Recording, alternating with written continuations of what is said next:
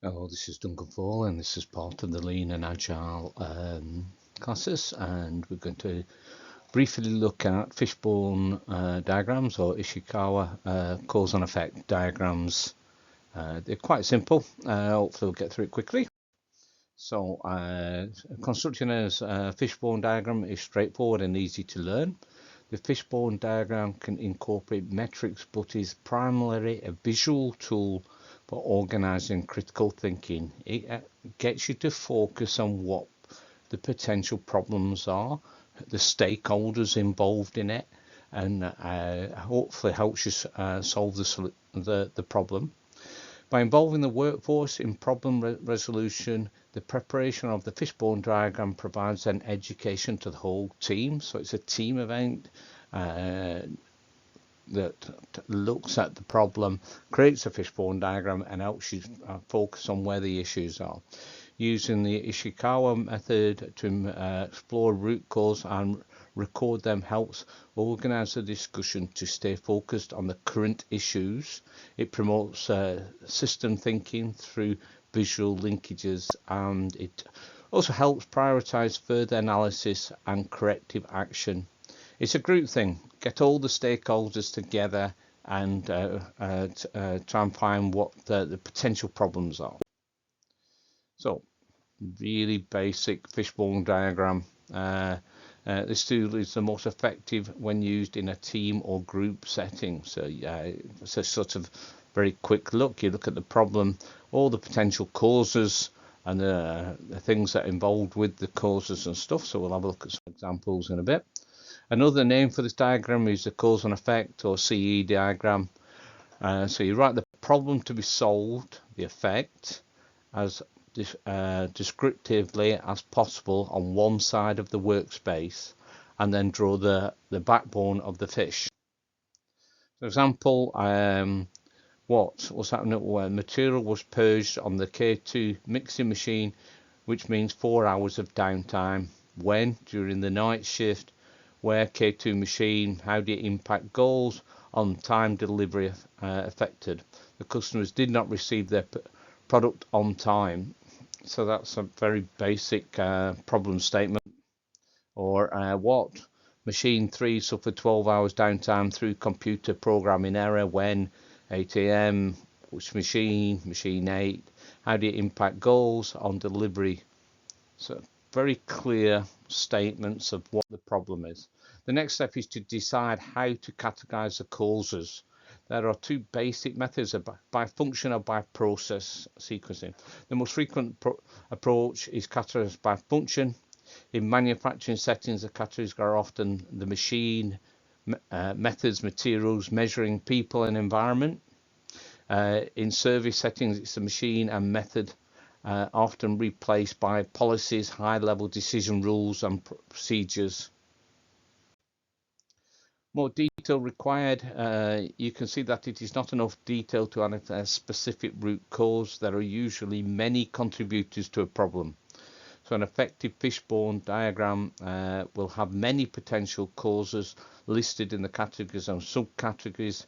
The detailed subcategories can be generated from either or both of two sources. The brainstorm by group team members. So you get together, you find out what are the potential categories that are the cause of the problem that you've got, or data collection. So you're collecting data, and that can be part of the Fishbone diagram.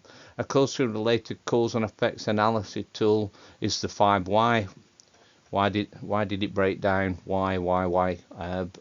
And you ask yourself 5 whys, and you actually find potentially the problem, the root cause of the problem, and you're not solving the symptoms, you're solving the cause. Teamwork. The team using the Fishbone Diagram tool should carry out the steps listed below.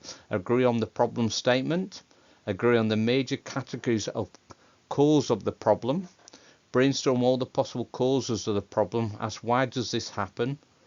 Again, ask why does this happen about each cause. Write sub causes if required. and continue to ask why and generate deeper levels of causes and continue to organize them under related causes or categories. This will help you identify and then address root causes. Example problem statement, we've got 4 major categories: equipment, supplies, environment, rules, policies and procedures, and staff. And you can see we've got subcategories as well. So for staff, we've got scheduling, lack of knowledge of information. So you might want to start looking at getting a skills matrix and working out what sort of skills are you missing. Lack of ability to supervision or scheduling and communication tools. So it's a very simple fishbone diagram there. So another one, not meeting customer expectations. Interesting, some of the causes or the issues can be counterproductive. They're looking at the different. One of the branches is not enough inventory, and yet another branch says too much inventory. So that's because you need to discuss this. So the branch is not enough people are rushed, orders get lost. So by looking at this, it should hopefully help you focus on where the issues really are. If you go to the Gemba Academy, there's some excellent examples of videos on this. I really recommend their website and their DVDs and stuff. So pizza delivery late on Saturdays. So late delivery. What's the main stakeholders in this? The people are a stakeholder. Your staff, the machinery and the equipment, the methods used, and the materials used.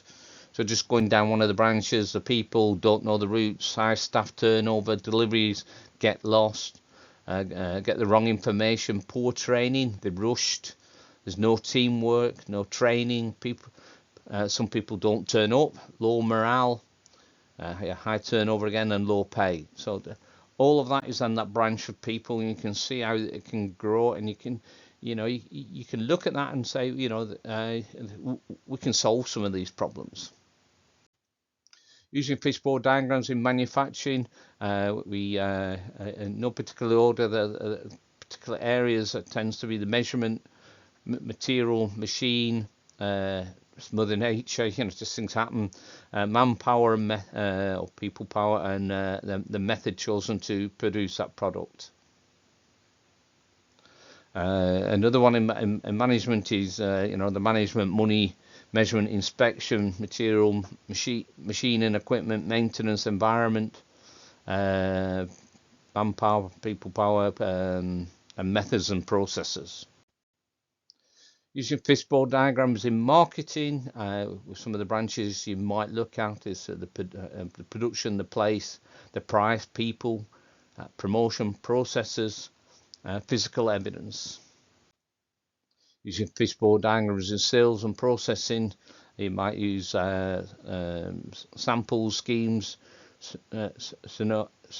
synchronous, skin, and search. Bit harder to say. So questions, have you that's more of a assignment thing. Look at it.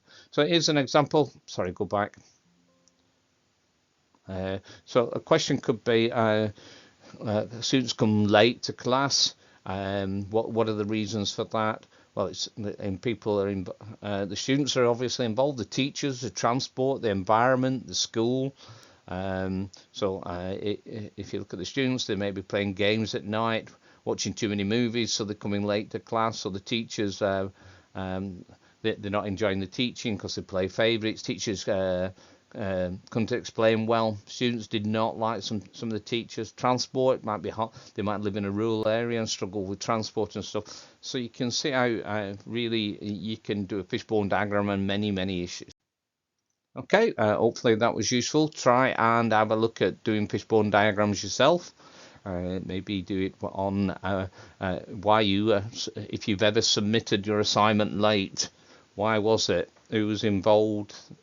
Was it the VLE, Blackboard involved? Because you can upload it, your computer, yourself, work issues, if you're working part-time. Okay, hopefully that was useful. Thank you.